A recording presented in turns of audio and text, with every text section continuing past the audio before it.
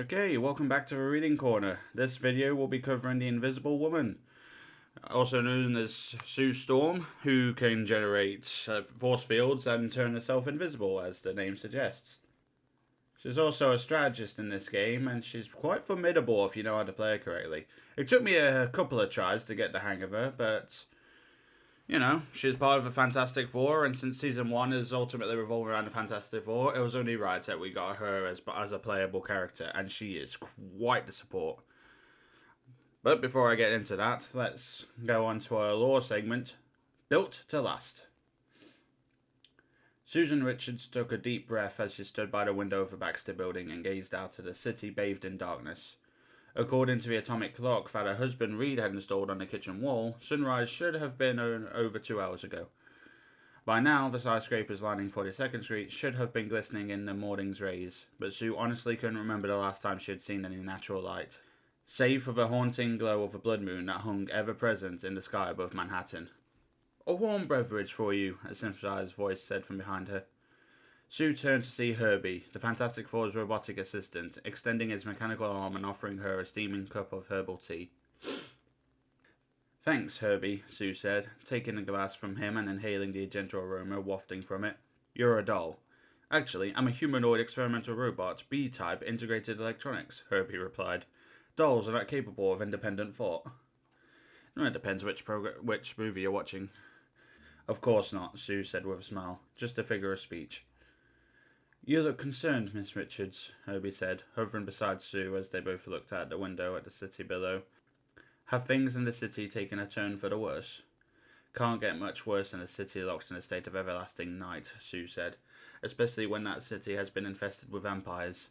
This may be the first time I've taken a break in... well, I've lost track of the days, honestly." "I have not," Herbie responded. "It has been 6 days, 22 hours, 37 minutes, and 12 seconds since your last..." "I think I get the point," Sue said. "If I want to make a real difference out there, I need to start taking better care of myself. And my family." "That is what I am here for," Herbie said. "Despite the dire circumstances outside, I have made certain that all Franklin and Valera's needs have been met so that you may attend to more important masters." "Yes," Sue said, a tinge of sadness in her voice. "More important masters." "I'm sorry if the words I chose offended in any way," Herbie responded. "I merely meant that, at the moment, the world needs you and Dr. Richards far more than your children do." "You don't think that my children need me?" Sue snapped, her frustration bubbling to the surface. "Even after all we've done, the world is still falling apart. And instead of being there for Franklin and Val, I have handed them off to a robot nanny. They deserve so much better." "I am sorry you feel that way," Herbie said, immediately turning and floating away. "Herbie, wait," Sue called after him, but the robot had already disappeared down the dark corridor. Sue let out a deep sigh. Her exhaustion had started to get the better of her, but she had never been one to stop fighting before, and she certainly had never been one to let those close to her down. She took one last sip of her tea and then headed towards her husband's lab, hoping that she would find Herbie there so she could make amends.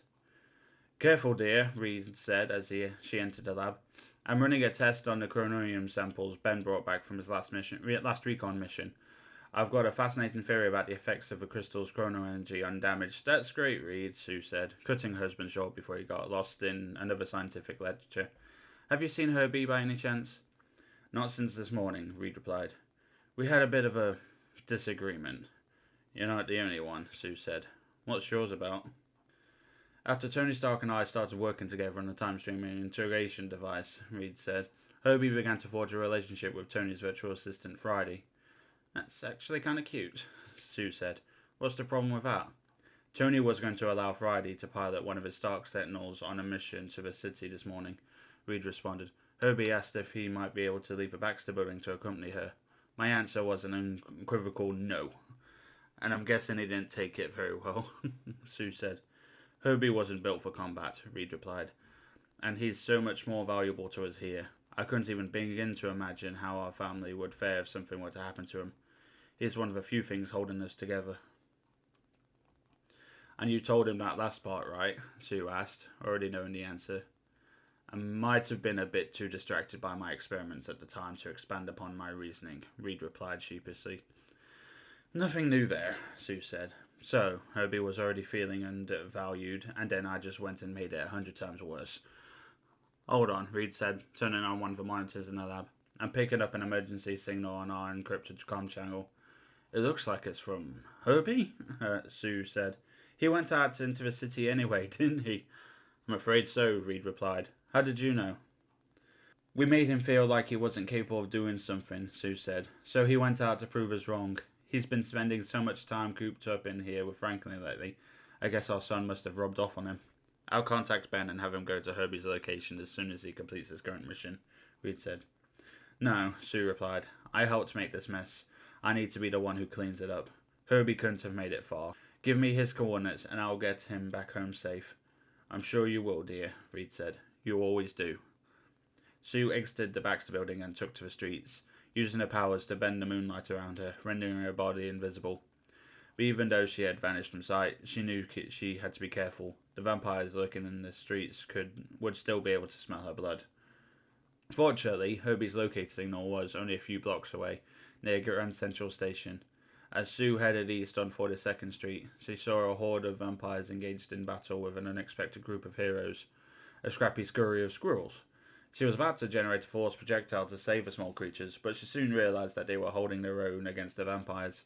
Perhaps they were part of Squirrel Girl's personal army, Sue thought, as the tiny rodents gnawed and clawed at their foes in a frenzy. If they weren't, they certainly should be. As the chittering rodents chased the vampires from the scene, Sue continued on her quest to find Herbie. Just before she reached Grand Central Station, she heard a voice behind her, but it wasn't mechanical like Herbie's. This one sounded ethereal, as if it was speaking to her from beyond the grave. I know you're there, lady, it said. She turned around and looked for the source of her voice, but couldn't seem to find where it was coming from. Down here, the voice said. Sue gazed down to see a blue basset hound near her feet. Its semi-transparent body glowed a gentle blue. My senses work a lot different now that I'm on the other side, he continued. Can't hide much from this old pooch. I've seen you before, Sue said, kneeling down next to the ghostly dog. You belong to Stefan, don't you? I'm sorry, what was your name again? Bats, the haunting hound replied. And I don't belong to no one. But yeah, Strange and I do hang out a bit. I think the doc took off somewhere to try and get to the bottom of this moon mess, so I've been getting out of the sanctum on my own every now and then. Isn't he worried you'll be harmed? Sue asked, her invisible hand passing right through the ghost dog's head. She reached out to pet him. Maybe, Bats replied, but he shouldn't be. First off, I'm already a ghost. It's not like I could die again. And second, you humans tend to underestimate what us Lego guys are capable of. Yes, Sue said, her thoughts drifting back to Herbie. We do. Speaking of which, you haven't seen a small robot nearby, have you?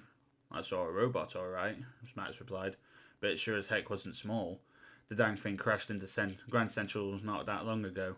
Big fancy hero like you might want to go and have a look. Thanks, Sue said, picking up her pace as she rushed down the block towards the terminal to see what Bats was talking about. When she turned the corner, Sue immediately saw what the ghost dog had described. One of Tony Stark's massive sentinels was embedded in the wall of Grand Central Station, its mechanical form severely damaged, sparking wildly. And there, standing on the robot's shoulder, was Herbie. Sue used a force field energy to generate a platform that elevated her to the same level as her robotic friend. There you are, she said. I was worried about you. It is not me that you should be concerned about, Herbie replied. It is Friday. I detected a distress signal when her mechanical form was shut down, but she is no longer responding. Sue noticed that Herbie's arm was extended to gently touch the side of the Sentinel's damaged head, and small wires had extended from his fingers, linking the larger robot's exposed circuitry.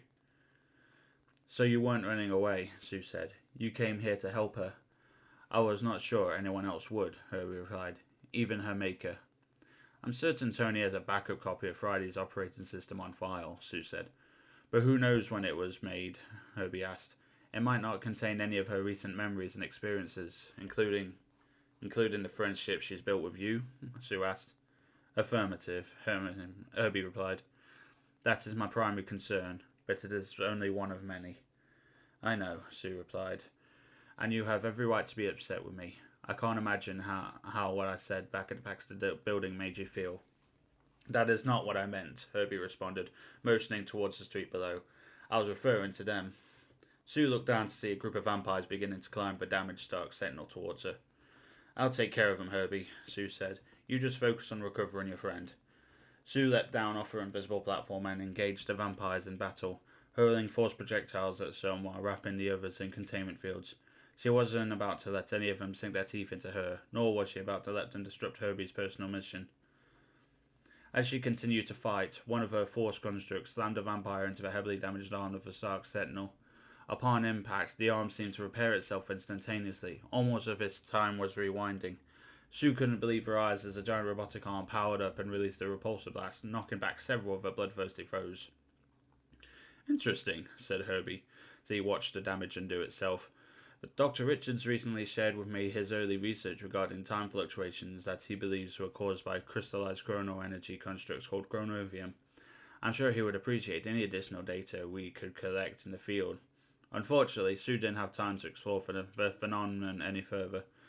Not even from her husband. The number of vampires was continuing to grow, and she could barely keep up with their attacks. The mental fatigue she had experienced earlier was now affecting her physically as well. She erected a force field around herself, preventing the vampires from reaching her, but she knew she could only hold it for so long. Do not fear, Miss Richards, Herbie yelled from above, his metallic voice somehow reassuring. Help is on the way. Sue suspected to see the rest of the Fantastic Four arrive on the scene, but instead, a tiny army of spider-bots skittered into sight. Some began to fire laser blasts at their fanged foes, while others detonated themselves around the vampires' feet. Never underestimate the little guys, Sue said, remembering what Bats had told her. Soon the number of vampires had dwindled enough that Sue was able to drop her protective field and finish off the remaining few herself. For once, she took great pleasure in pummeling the vampires into submission. Are these friends of yours too, Herbie? Sue asked, looking at one of the tiny spider bots. They are now, Herbie said. They claimed they heard Friday's distress call as well, and came running as fast as their tiny legs could carry them. Sue said, examining a spider bot more closely. They don't look like Peter's work. They told me they were built by a different Parker, Herbie replied. Penny, I believe. Though I may be mistaken. Their programming language is decades beyond my own, and also in Japanese. Well, it's not their creator I should be thanking anyway, Sue said. It's them. And you. Me? Herbie said, surprised. Why? Because your low adventure reminded me why we've been trying to keep you safe in the Baxter building to begin with, Sue replied. Because I am a valuable tool that you cannot risk losing, Herbie asked. You are not valuable because you are a tool, Herbie, Sue said. The reason we can't risk losing you is because you're family. Tools can be replaced. You can't. And while you may not have been designed to fight off vampires, maybe we haven't been giving you enough credit for what you're truly capable of. Your words touch me, Miss Richards, Herbie said, deep in my central processing core. Glad to hear it, Sue said, wrapping herself and Herbie in a shroud of invisibility. Now let's get you back home safely. Once we restore Friday's memory files and get them back to Tony, I'm going to talk to Reed about giving you a few upgrades. As it turns out, I'm perfectly happy just the way I am, Herbie said, a smile flashing across the digital display on his face. Though I suppose a few lasers could come in handy every now and then. So yeah, ironically, that little lore segment explains quite a bit in regards to the actual map itself. Like, we get a mention of how time fluctuates in the map when you do damage, so you can destroy things but also rebuild them. And if you were to play the Midtown and Empire of Eternal Night Midtown map, you would have one of the intro segment of that where you'll see the Stark Sentinel getting blasted out of the sky. So, from lore perspective, that's Friday being shut down into Grand Central, and this is where obviously Herbie went to retrieve her. So yeah, synergy. It's good to know that the developers are thinking ahead of this sort of thing and actually incorporating the stuff we see and giving you the lore snippets, which I'm supposed was always the plan, but it's still nice to see. It's not often I get to play games that do that sort of thing. But yeah, in regards to Invisible Woman, she is a interesting strategist. She is very much the support characters. Her healing capabilities are iffy when I was playing her. You got more heal. I was able to heal people a lot more when I'm throwing up my invisible field ult, and also the invisible defense shields, which only work if you're standing behind it. And because everyone's in motion 9 times out of 10, it's sort of I throw it up, but nobody bothers. But but her ability to turn invisible when you do a side jump, double jump, is a nifty way to get out of harm's way, and literally allows me to. I've managed to relocate quite a bit. I've even managed to literally walk amongst their ranks without damaging them to get basically to monitor the opponents once before reconnecting with my crew to still end aid again. So yeah, it takes a bit of practice, but it's a good character to play as. Anyway, thanks for watching. See you in the next one.